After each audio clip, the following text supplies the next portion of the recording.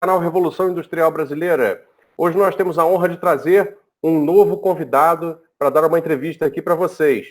Antes de apresentá-lo, eu gostaria de fazer aquele momento em que eu peço a vocês que contribuam com a Revolução Industrial Brasileira, o nosso canal, nosso projeto de educação econômica sobre estruturalismo e desenvolvimentismo com grandes nomes da economia nacional que não encontram espaço na grande mídia, através do nosso financiamento coletivo. Para saber mais como fazer isso, clica aí embaixo no comentário fixo que vai estar embaixo desse vídeo aqui como comentário, primeiro comentário da lista quando você estiver assistindo. O nosso convidado de hoje é professor associado do Departamento de Economia da Universidade de Brasília, pesquisador nível 1B do CNPq, pesquisador associado do Centro de Estudos do Novo Desenvolvimentismo da Fundação Getúlio Vargas de São Paulo, líder do grupo de pesquisa Macroeconomia Estruturalista do Desenvolvimento cadastrado no CNPq. O nome dele é José Luiz Oreiro. Provavelmente, se você segue o debate econômico na internet, já deve ter ouvido falar, pelo menos, do professor José Luiz Oreiro. É uma das figuras mais ativas no debate econômico, sempre confrontando esse pensamento hegemônico, né, que domina os meios de comunicação quando tratam do assunto econômico no Brasil, infelizmente. Para passar a bola para o professor Oreiro, eu já vou levar aqui a primeira pergunta, e que tem a ver, naturalmente, com esse grande assunto que é o problema fiscal brasileiro e essa agenda de reformas. Professor Oreiro, desde 2015, com a entrada do Joaquim Levy no Ministério da Fazenda, em seguida com Henrique Meirelles e agora com Paulo Guedes, o Brasil vem se comprometendo com uma agenda muito intensa de reformas estruturais. Essas reformas, como a trabalhista, previdenciária, o teto de gastos, vieram com a promessa de trazer para o Brasil uma grande quantidade de investimentos privados, né, que fariam, então, o crescimento econômico brasileiro retomar depois da recessão. É a famosa ideia das expectativas racionais, aquela ideia de que, então, limpando o cenário atual, os investidores, prevendo um futuro de bonança, antecipam seus investimentos para estarem preparados para esse momento futuro. Existe, inclusive, uma expressão satírica que chama isso de a fada da confiança, né? Querendo dizer que bastaria ao governo produzir situação de confiança para os agentes econômicos privados, que eles, então, entrariam espontaneamente, né, dentro do mercado aberto e produziriam o crescimento com os seus investimentos privados. Muito bem, passou 2015, 16, 17, 18 e 19 e nós não crescemos. Mantivemos o nosso patamar de crescimento praticamente plano depois de uma recessão profundíssima. Professor Oreiro, muito obrigado pela entrevista e a pergunta então é, por que isso aconteceu?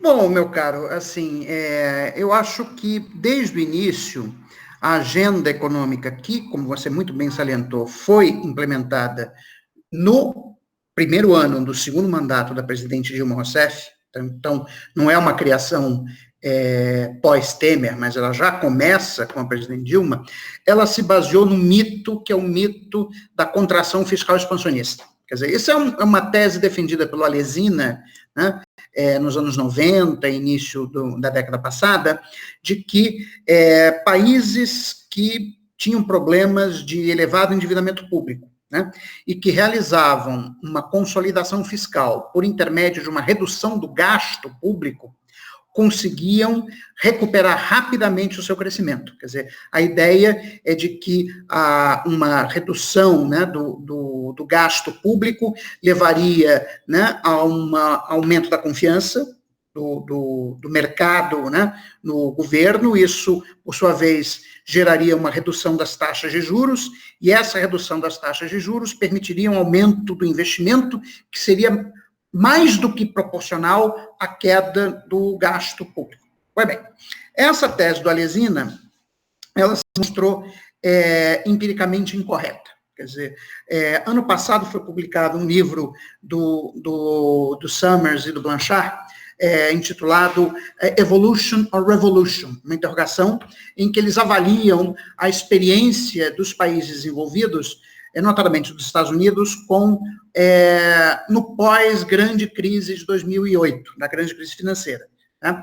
E eles argumentam que não há evidência empírica a respeito da contração fiscal expansionista. Ou seja, na verdade, a contração fiscal é contracionista. Quer dizer, ou seja, a evidência empírica do multiplicador dos gastos públicos é que mesmo em situações em que o endividamento público é significativo com proporção do PIB, se a economia estiver em recessão, e esse é um detalhe importante, não se trata de uma economia operando em pleno emprego, mas de uma economia operando em recessão, o multiplicador é significativamente maior do que 1.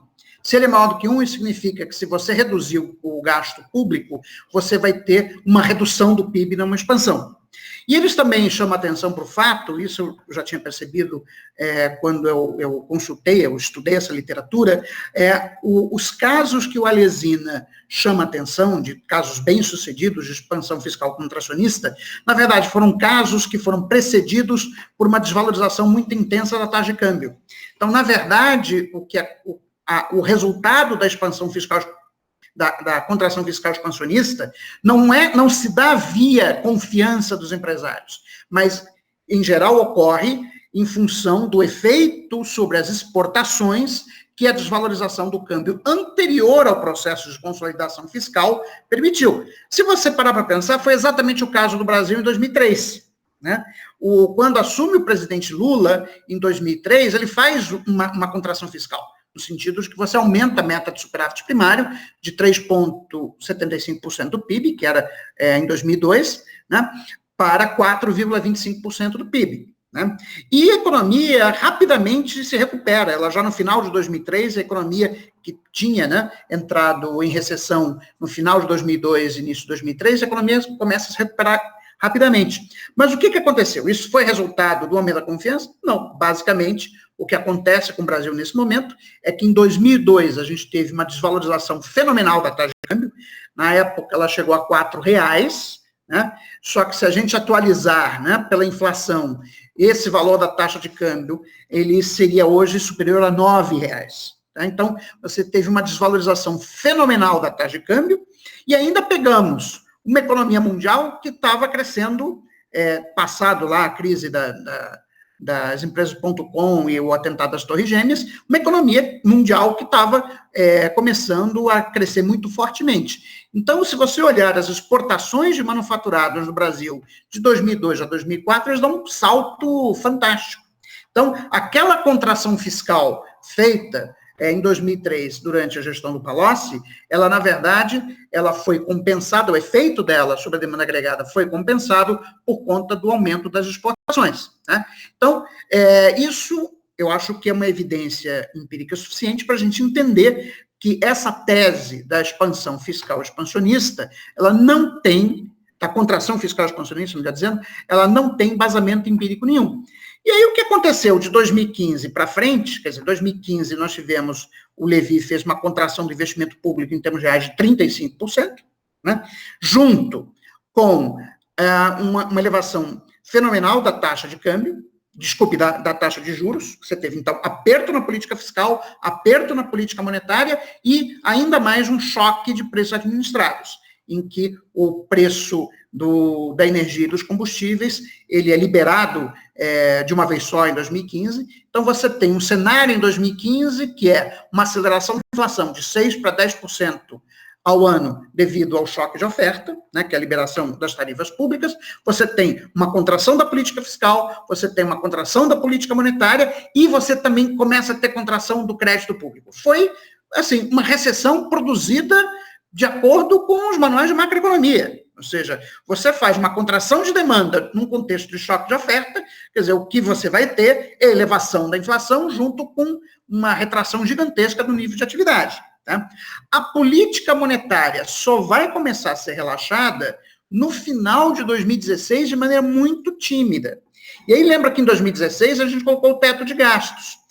Quando foi colocado o teto de gastos, né, quer dizer, foi feito durante o governo Michel Temer, é lógico que a equipe econômica do Michel Temer foi bastante malandra, no sentido de deixar uma folga bem grande para que o teto não fosse binding durante o governo do Temer. Então, em 2017, você teve até algum espaço para uma pequena expansão fiscal, tá?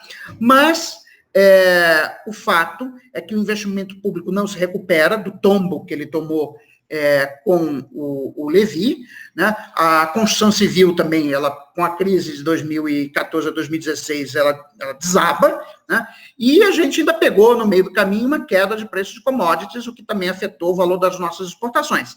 Então, isso explica a profundidade da crise de 2014 a 2016. Agora, a lentidão da recuperação vem basicamente do fato de que as regras fiscais, principalmente o teto de gastos, imposto a partir de 2016, limita o crescimento do investimento público e sem o qual é simplesmente impossível a economia se recuperar, até porque o investimento público tem uma relação de complementaridade estratégica com o investimento privado. O investimento público, ele se dá em obras de infraestrutura, né? Pontes, usinas de produção de energia, etc. Isso aumenta a produtividade do setor privado. Só a gente pensar no seguinte cálculo: qual é a redução da produtividade do setor privado que é causada, por exemplo, pelo mau estado de conservação das ruas nas nossas principais metrópoles, em termos de aumento do consumo de combustível, de gastos adicionais com a conservação e balanceamento dos veículos, etc. Isso é um cálculo bem simples que nos permite ver a magnitude do choque negativo sobre a produtividade do setor privado que advém da redução do investimento público. Tá? Então, isso somado num contexto que a economia já vem se desindustrializando desde 2005, que aí a gente também tem que chamar a atenção, quer dizer, não é um problema que foi originado no novo modo liberal de operação da economia, tá? Quer dizer, isso vem desde 2005, então uma perda persistente, né, de participação da indústria de transformação no PIB. O fato é que os governos do PT não souberam enfrentar o problema, tá? E aí isso tirou dinamismo da economia. Então você tem, de um lado, a redução do investimento público, né? Do outro, a desindustrialização, que torna a economia menos dinâmica, seja porque as exportações de produtos primários, elas têm pouca dinâmica, né? Ou seja, elas têm uma elasticidade de renda baixa, tá? Então, portanto, elas crescem pouco na medida que a economia mundial cresce pouco, e, por outro lado, o setor de serviços é um setor de baixa produtividade, quer dizer, ainda mais o setor de serviços tradicional, que é o que prevalece no Brasil. Quer dizer, quando as pessoas dizem, não, mas o Brasil poderia crescer só com base no setor de serviços. Bom, é possível crescer só com base no setor de serviços. Por exemplo, o Reino Unido é uma economia rica, que é uma economia com setor de serviços, mas é basicamente um setor de serviços sofisticado, que são serviços financeiros, né? Não é possível a gente ter um setor de serviço sofisticado hoje no Brasil por conta da nossa notória deficiência em mão de obra especializada. Quer dizer, o capital humano no Brasil é muito baixo, tá? Então, dada essa escassez de capital humano, é impossível nós termos um setor de serviço sofisticado que nos permitisse ter grandes ganhos de produtividade. Isso significa o seguinte, que ou o Brasil recupera a sua indústria, né, e também o investimento público, ou a gente nunca vai sair desse crescimento medíocre de 1,5% que a gente tem observado nos últimos 3 anos. Ou seja, professor, a sua conclusão, então, é de que a promoção dessa agenda constante de reformas estruturais que reduzem o investimento público e o papel do Estado na economia não é suficiente de maneira nenhuma, então, para atrair os investimentos tal comprometido pelos ministros, os últimos ministros econômicos aí do Brasil? Ela não é nem necessária nem suficiente, para usar um termo técnico de economia. Quer dizer, talvez, assim, a reforma da Previdência, por mais que eu tenha críticas pontuais a ela endereçou um problema que nós teríamos no futuro, tá? De fato, a trajetória, quando a gente olha a trajetória, né, do déficit da Previdência para os próximos 20 anos, se nós não tivéssemos feito a reforma da Previdência, então realmente nós estaríamos numa situação fiscal muito complicada daqui a alguns anos. Então, ok, a reforma da Previdência evitou uma explosão do endividamento público, mas veja bem, isso não é suficiente para atrair investimentos.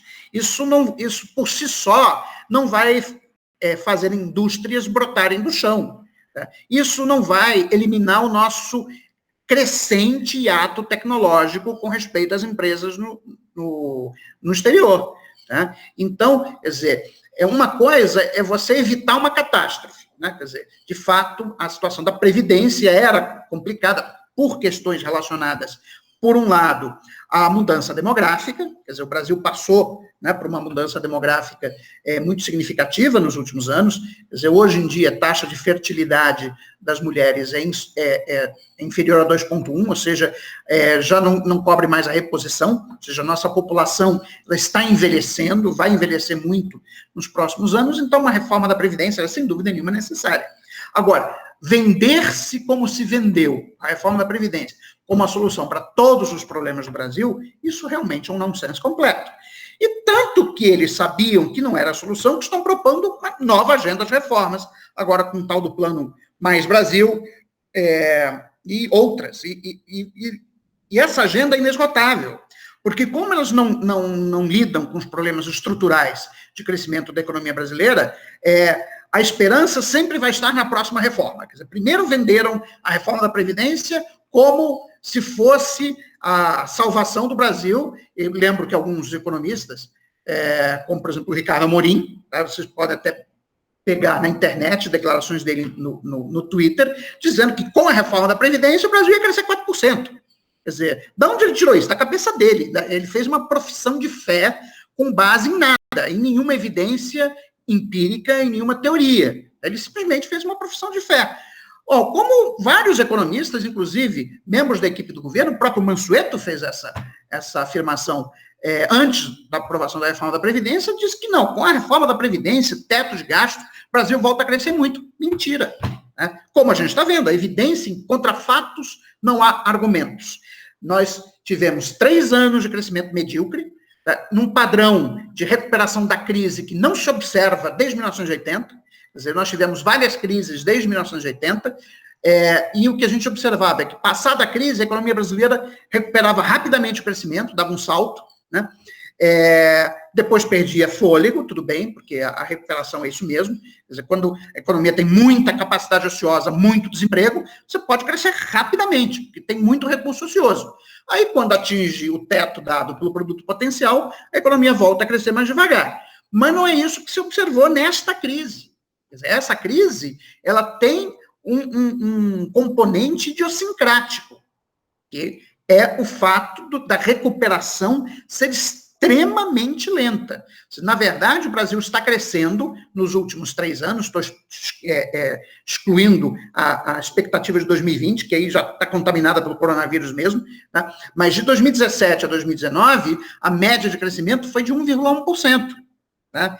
Enquanto que a média de crescimento de 1980 a 2014 foi de 2,81%, ou seja, a recuperação de 2017 a 2019 foi um crescimento de PIB 60% inferior à nossa média de longo prazo. Tá? Então, isso é um dado que mostra que, das duas, uma. Ou tem alguma coisa que está freando a economia, né, que impede ela de crescer mais, apesar de ter muito recurso ocioso, muita capacidade ociosa na indústria, a indústria está operando com 10 pontos percentuais abaixo da sua média de longo prazo, né?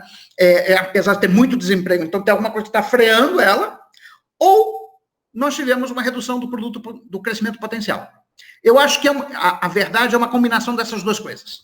Quer dizer, nós tivemos uma redução do crescimento potencial devido à queda do investimento, principalmente no investimento público, da crescente obsolescência tecnológica do nosso parque industrial, resultado de investimentos que não foram feitos durante os anos de recessão, né? E também perda de qualificação da mão de obra na medida que as pessoas ficam desempregadas muito tempo, então elas acabam perdendo qualificação. Tá? Então, isso também afeta o crescimento potencial. Então, a gente teve uma redução de crescimento potencial junto com uma política econômica que está travando a economia, principalmente a política fiscal. Quer dizer, a implementação do teto de gastos, ela foi uma espécie de restrição autoimposta à sociedade brasileira, né, que impede o aumento do investimento público, cria um conflito distributivo onde não existia.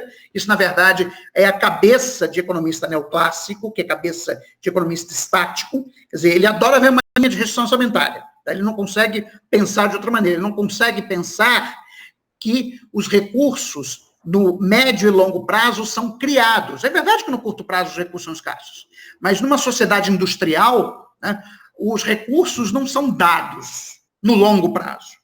Você pode aumentar o estoque de capital, você pode incorporar novas tecnologias, portanto, a ideia de que os recursos são escassos, que eles estão dados, isso é simplesmente um anacronismo, né, de pensar naquilo que o Hyman Minsky chamava de economia da feira da aldeia. Né? Então, no fundo, os economistas neoclássicos eles estão sempre pensando com Robinson Crusoe perdido na ilha. Então, Robinson Crusoe ele tem X horas por dia para trabalhar. Então, o que ele vai fazer? Ele vai pescar ou ele vai fabricar instrumentos para poder pescar? Né? Ou ele vai ficar na praia ou ele vai trabalhar para poder consumir? Esse é o mundo, por mais sofisticado que seja do ponto de vista matemático. Os modelos que os economistas neoclássicos utilizam, no fundo, está sempre ali o Robinson Crusoe.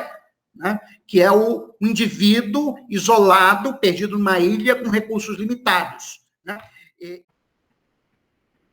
Mas, professor Loureiro, exatamente esse sequenciamento de reformas estruturais prometidas, né, pelo governo, em que nunca é suficiente ter feito a anterior, sempre será necessário fazer uma próxima para gerar uma confiança que nunca é gerada e trazer os investimentos que nunca vêm, se fundamenta numa ideia que foi muito propalada nos meios de comunicação nos últimos anos, de que o dinheiro acabou. Né? E uma analogia muito estranha entre o orçamento de uma família e o orçamento do Estado.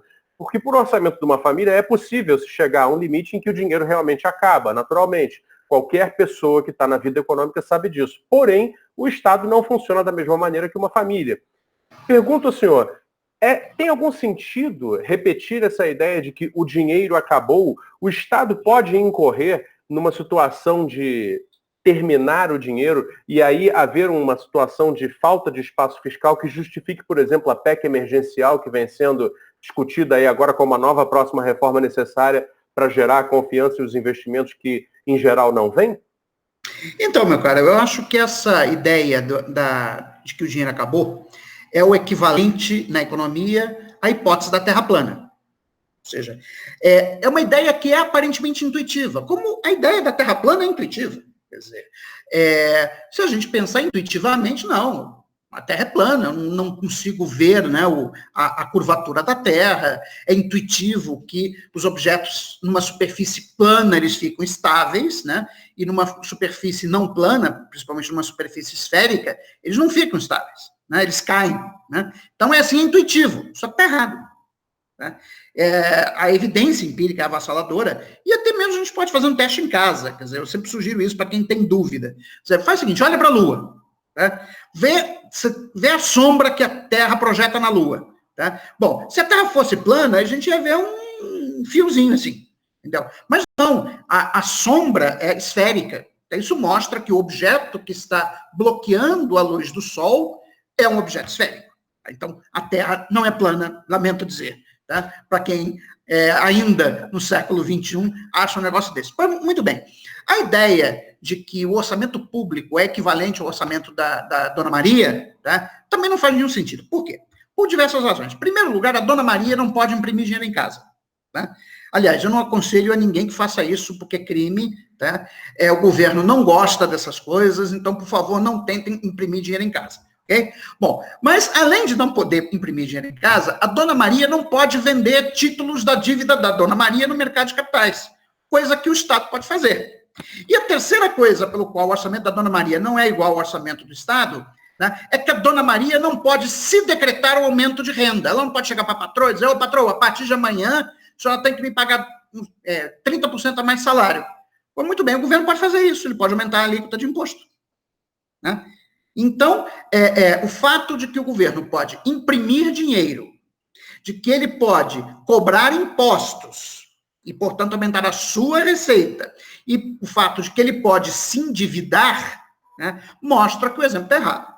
Né? Bom, agora, eles poderiam dizer, não, mas existe um limite para o endividamento do setor público. Olha, a teoria econômica e a evidência empírica não mostram nada disso. Tá? Quer dizer, os países como o Japão, por exemplo, têm uma relação dívida-PIB de 220%. Tá? O Brasil está com uma relação dívida pública-PIB de 76%, 78%, mas o governo está financiando normalmente a sua dívida no mercado de capitais, inclusive a taxa de juros mínima histórica, está financiando a 4% ao ano, está colocando normalmente títulos no mercado e, aparentemente, o mercado está comprando os títulos sem nenhum problema a uma taxa de juros que é historicamente baixa para o caso brasileiro. Então, a ideia de que o dinheiro acabou, né, é fetiche, é fake news. Tá?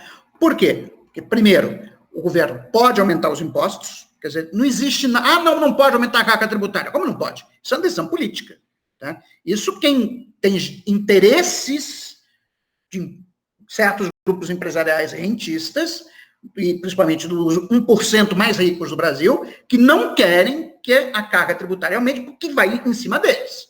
Tá? Então, eles não querem e pressionam os políticos. Esse é o primeiro ponto. Né? O segundo ponto, não há nenhuma dificuldade, o Tesouro não tem, mesmo na crise de 2015 e 2016, nós não vimos nenhuma grande dificuldade para o Tesouro rolar sua dívida. Né? Então, não há uma restrição de crédito ao governo, pelo contrário, quer dizer, se a gente for comparar, né, o rating soberano no Brasil com de empresas do setor privado no Brasil, o rating soberano no Brasil é muito melhor.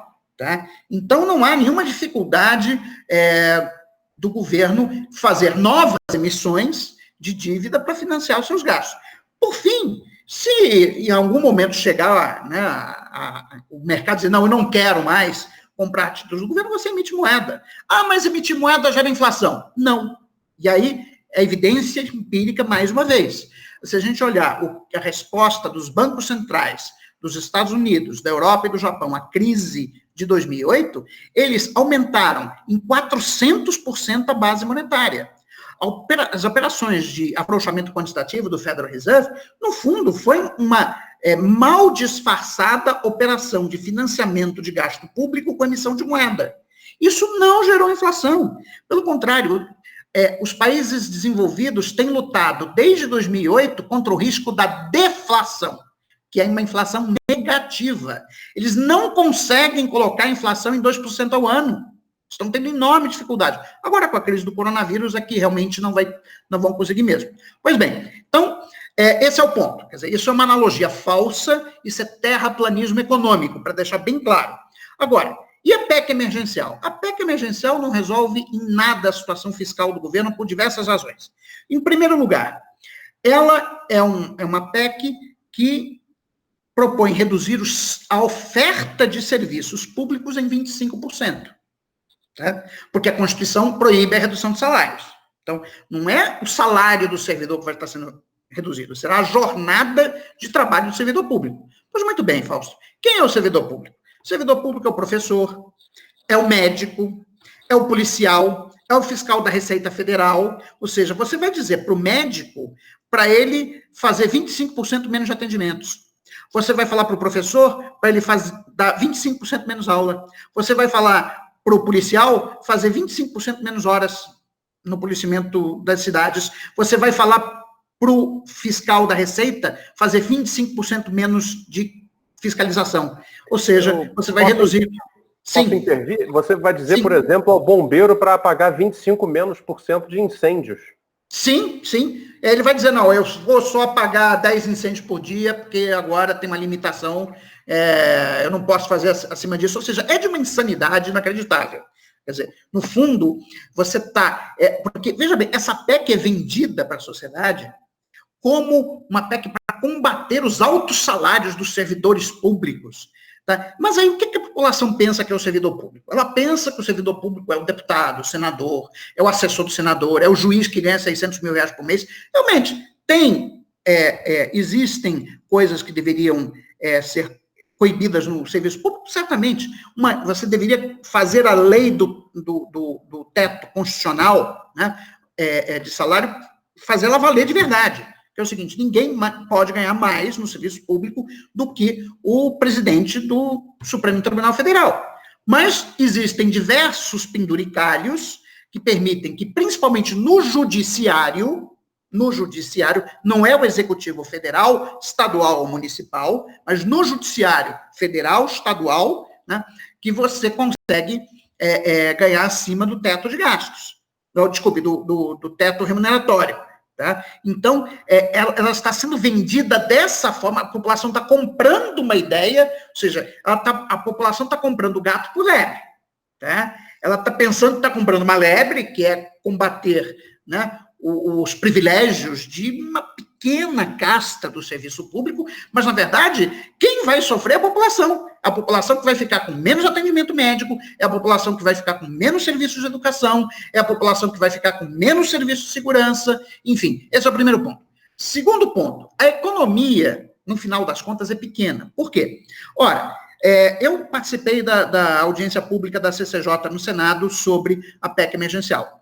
O relator, depois que na minha intervenção deixei bem claro que, no final das contas, você está propondo redução de serviços públicos de saúde, educação e segurança, o relator se comprometeu a tirar os serviços de saúde, segurança e educação da PEC. Bom, aí sobra o quê? Bom, os inativos não podem, eles já estão aposentados. Você não pode reduzir jornada de aposentado, porque não existe, certo? Então, isso já é metade da folha de servidores da União, por exemplo. A outra metade que sobra mais ou menos 40% é saúde, educação e segurança. Então, o que sobra vai ser demais funcionários do Executivo, por exemplo, técnicos do IPEA, funcionários do Banco Central, etc., e o Poder Legislativo e Judiciário. Muito bem.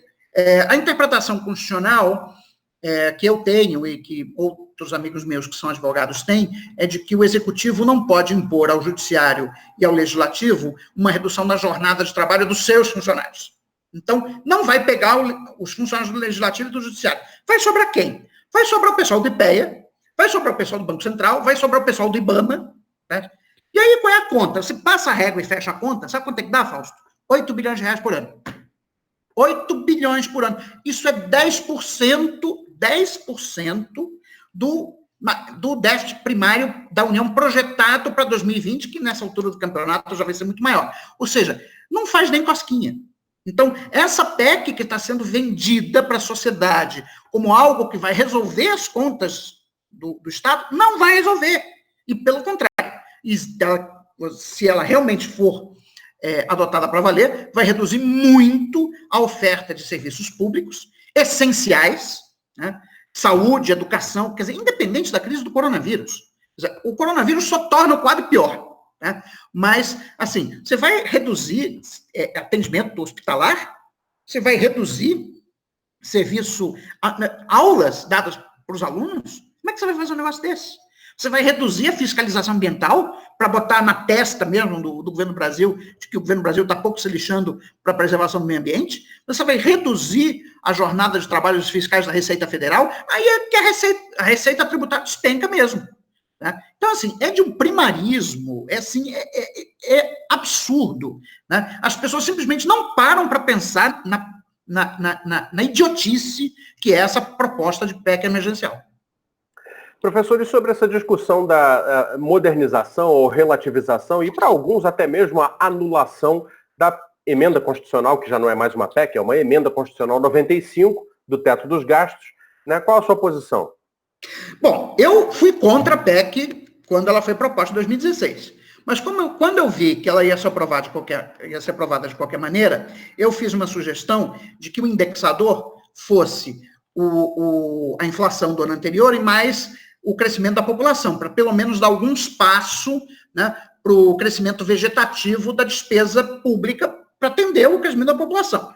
Não, ninguém fez caso disso, foi daquele jeito mesmo, você congelou a despesa em termos reais. Pois bem, quando foi feito isso, em 2016, o pesquisador Manuel Pires, do IPEA, escreveu um texto para discussão, está lá no site do IPEA, acho que de outubro, novembro de 2016, que ele fez as contas e concluiu que em 2021 o teto de gastos ia explodir, independente de ter reforma da Previdência ou não. A reforma só veio em 2019, mas ele mostrava que mesmo com a reforma da Previdência, o teto de gastos iria explodir. Bom, e é o que vai acontecer ano que vem. Então, na verdade, a PEC emergencial, ela está sendo proposta como uma forma marota de antecipar os efeitos dos gatilhos que o teto de gasto apenas imporia em 2021. Tá? Agora, dado isso, quer dizer, é impossível num país que tem tanta deficiência em infraestrutura como tem o Brasil, que precisa de gastos em saúde e educação, é impossível manter o teto de gastos do jeito que está. Né? Bom, você tem duas alternativas. Ou você extingue o teto, ou você reforma o teto. Bom, eu, particularmente, sou favorável à extinção do teto. Tá? Só que eu acho que é necessário colocar alguma coisa no lugar. Quer dizer, isso tem uma lei da física, né, de que a natureza detesta o vácuo. Tá? Politicamente, é impossível você dizer que você vai acabar com o teto de gasto e você não vai ter nenhum arcabouço fiscal que minimamente garanta alguma solvência do Estado brasileiro no médio e longo prazo. Então, eu particularmente proponho, eu já falei isso para outras pessoas, mas estou propondo aqui em público, né, que o teto de gasto seja substituído por um limite da dívida, como foi a proposta do senador José Serra em 2015, foi uma proposta na CAI do Senado, eu inclusive participei na época de audiência pública, né, e na qual eu defendi o limite da dívida. É uma proposta muito mais inteligente do teto de gasto, tem um prazo de convergência de 15 anos, tem cláusulas de escape, então se a economia crescer abaixo de 1%, você tem mecanismos que te permitem postergar o cumprimento do teto, e no final das contas é um projeto de resolução do Senado, ou seja, se for necessário, num ambiente crítico, né, você dá um waiver, né, ou seja, permitir que o Estado não cumpra o limite da dívida, o Senado se reúne e dá um waiver. Ou seja, é o que acontece nos Estados Unidos, quer dizer, de quando em quando tem lá aquela crise, né, o governo chega no limite da dívida, aí fica umas 2 semanas de shutdown, mas o Congresso se entende, os republicanos e os democratas, e o governo volta a funcionar normalmente, e você aumenta o limite da dívida. Então, eu particularmente sou favorável que você substitua o teto de gastos por uma proposta de limite da dívida nos moldes daquilo que foi defendido pelo senador José Serra em 2015, e a meta de superávit primário, ela tem que ser aperfeiçoada para ser uma meta de resultado estrutural, ou seja, ajustada pelo ciclo econômico. Eu acho que isso é um arcabouço fiscal, né, inteligente, né, que te permite compatibilizar duas coisas. Por um lado, a necessária flexibilidade na condução da política fiscal para enfrentar ciclos econômicos, né, que é o momento que a gente está agora, tá? Independente de coronavírus, quero deixar isso bem claro, mas, por outro lado, te dá alguma previsibilidade para a dinâmica da dívida pública no longo prazo. Então, eu acho que isso é o caminho correto a ser feito. Bom, segunda alternativa é você aperfeiçoar o teto de gastos. O Fábio Jambiage, por exemplo, já tinha sugerido ano passado você tirar, né, o teto de gastos, o investimento do teto de gastos, ou então colocar um indexador diferente, que permitisse algum crescimento. Tá? Então, eu acho que uma outra proposta seria você fazer um aperfeiçoamento, não é flexibilização, um aperfeiçoamento do teto de gastos que tirasse do teto os gastos com investimento. Eu sei que o senador José Serra está com uma proposta de tirar os gastos da Previdência do teto de gastos.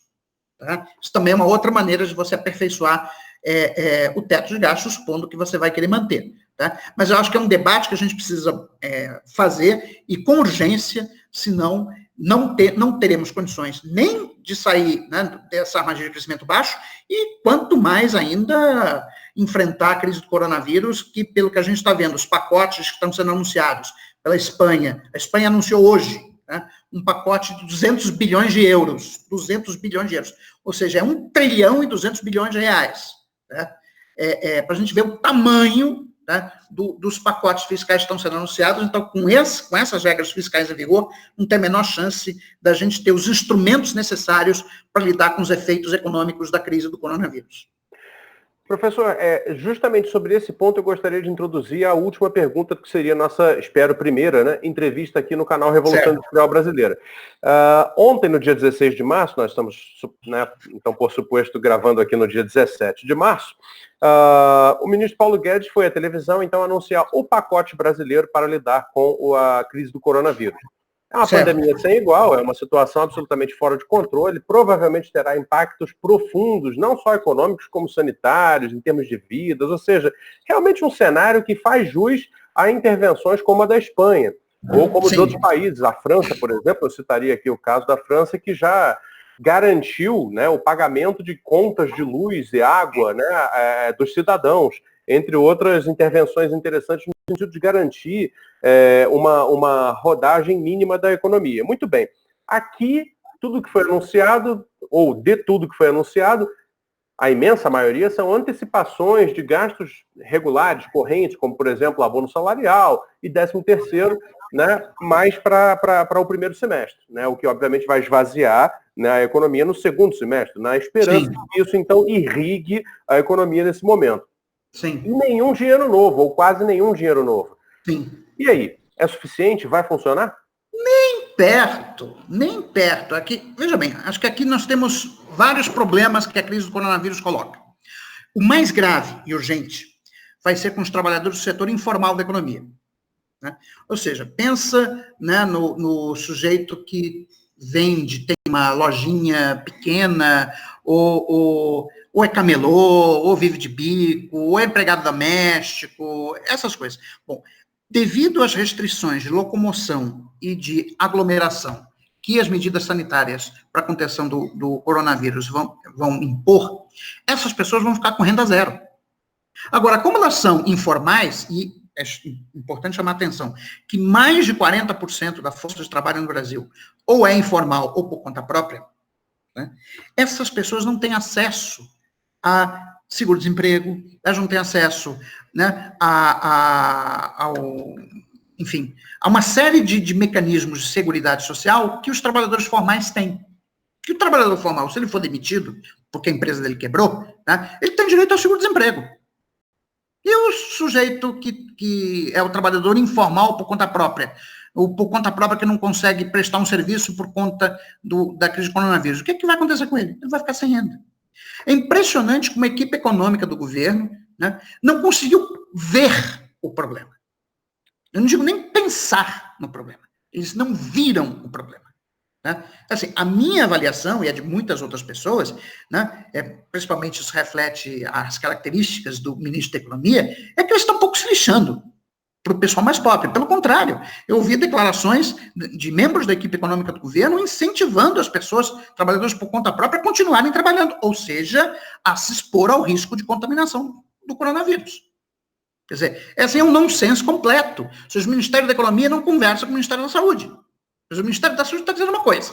Aí o Ministério da Economia ou finge que não ouviu, ou pelo contrário, ainda incentiva as pessoas a continuarem trabalhando, porque senão a economia vai parar. A economia vai parar. Isso não é uma hipótese. Isso é um fato. Isso não aconteceu ainda no Brasil, porque a gente está atrasado na curva de contágio. Tá? Com respeito ao que está acontecendo na Itália ou o que está acontecendo na Espanha. Mas é só lembrar que no início de fevereiro não tinha nenhuma restrição em nenhum desses países. Era tudo acontecendo na China. E aí começou com os casos de contágio na Itália, buf, se espalhou rapidamente, depois foi para a Espanha, está migrando para a França, já está chegando na Alemanha. Né? Então, assim, a primeira coisa que a gente tem que olhar. Eu defendo, estou um grupo de economistas trabalhando nisso, um programa emergencial de renda mínima universal. Né? Como é que seria esse programa? É um programa que se inspira, por exemplo, na proposta do senador Mitt Romney, que ele fez ontem. Né? O senador Mitt Romney propôs que fossem dados $1.000 para todo americano adulto. Tá? Então, a ideia aqui seria uma ideia muito parecida, ou seja, você o governo, no caso, o governo federal, vai fazendo um pagamento de uma renda mínima universal de um salário mínimo para todos os brasileiros entre 14 e 65 anos que não têm um emprego formal. Aí só você cruzar o dado do CPF dele ou dela com o do Ministério do Trabalho e você sabe se a pessoa está trabalhando ou não. Tá? Então, é só para quem não tem emprego formal, porque esses vão ser os principais afetados. Então, essa é a primeira medida, é medida humanitária. Não é nem pensando tanto em sustentar a economia, é uma medida humanitária para impedir que enormes contingentes de trabalhadores sejam lançados na miséria e não tenham condições de garantir a sua subsistência mínima. Ok? Então, esse é o primeiro ponto. Agora, segundo ponto, você vai ter que enfrentar os efeitos de queda de demanda. Tá? Por quê? As exportações vão cair, quer dizer, o investimento privado vai cair, tudo, ou seja, a demanda vai cair. Então, dado que a demanda vai cair, o governo tem que aumentar os seus gastos. É o momento de fazer projetos de investimento para sustentar a demanda agregada. Sabe quanto é que tem de dinheiro novo no pacote do Paulo Guedes? Só 3 bilhões de reais. 3 bilhões. Isso não é nada para uma economia como a economia brasileira. Nada, zero. Tá? Então, assim, o que o Paulo Guedes fez ontem, e eu coloquei no meu blog, né, foi uma grande enrolação. Tá? Ele deu uma de Rolando Lero. Tá? Ele precisava dar uma resposta, né? O professor Raimundo estava lá cobrando dele, no caso, era o Congresso Nacional, ele digo, amado mestre, aí veio lá com a enrolação dele, fez uma apresentação com 6 slides, sendo que o primeiro slide era a capa, né? O segundo slide era sobre o Plano Mansueto. Pior, o Paulo Guedes quer vender a Eletrobras na bacia das almas.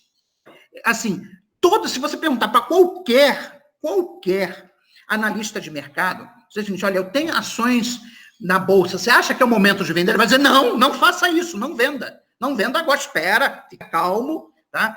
Daqui a um pouco os preços voltam a subir e você vende. Não, Paulo Guedes quer vender agora. Ele quer vender agora com base no argumento, eu preciso de dinheiro. Você pede dinheiro emprestado, ora bolas. A taxa de juros, o Banco Central deve reduzir, nessa reunião, taxa de juros de 4 para 3. O seu dinheiro está baratíssimo. Não é falta de dinheiro. Tá? O que o Guedes quer fazer é outra coisa, não vou aqui dizer em público, enfim, as minhas... o que eu acho, as minhas convicções, né? Não me cabe a mim dizer as minhas convicções. Tá? Eu tenho uma hipótese sobre por que ele está fazendo isso. Tá? Enfim, imagino que as pessoas conseguem imaginar o porquê alguém que é ligado ao mercado financeiro está querendo vender uma empresa do porte da Eletrobras na bacia das almas. Tá? Mas, enfim. Então, só para fechar essa pergunta, o plano do Guedes não dá nem para saída. Muito bem. Assertivamente, definidamente, com muita força, esse foi o professor José Luiz Oreiro, da Universidade de Brasília, aqui na sua, espero que primeira, entrevista aqui na Revolução Industrial Brasileira. Professor Oreiro, muitíssimo obrigado, foi muito esclarecedor, tenho certeza que o público aí do canal vai adorar e compartilhar bastante. Espero contar também com o seu compartilhamento e deixo aberto para uma despedida sua, se quiser fazer uma consideração final.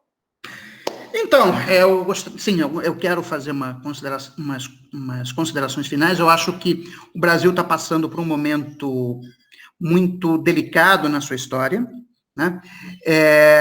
E eu acho que nos últimos anos a razão abandonou o debate econômico e político no Brasil. Tá? Eu acho que é necessário a gente deixar os preconceitos de lado, né? E pensarmos no futuro deste país. Tá? Porque do jeito que a coisa está caminhando, a gente está caminhando a passos largos para um caos econômico e social que não vai ser bonito de se ver. Muito bem. Você que nos assiste, se inscreva aqui na Revolução Industrial Brasileira, porque apesar das perspectivas serem de fato bastante negativas para o Brasil, independente dessa nova crise que a pandemia trouxe para o mundo inteiro, já eram negativas antes, mas a gente continua no trabalho que a gente tenta realizar, enquanto puder realizar, de oferecer alternativas, de tentar trazer ideias frescas para tentar ler, compreender e resolver a situação absolutamente enroscada que a história do Brasil registra nesse momento. Muito obrigado e até uma próxima.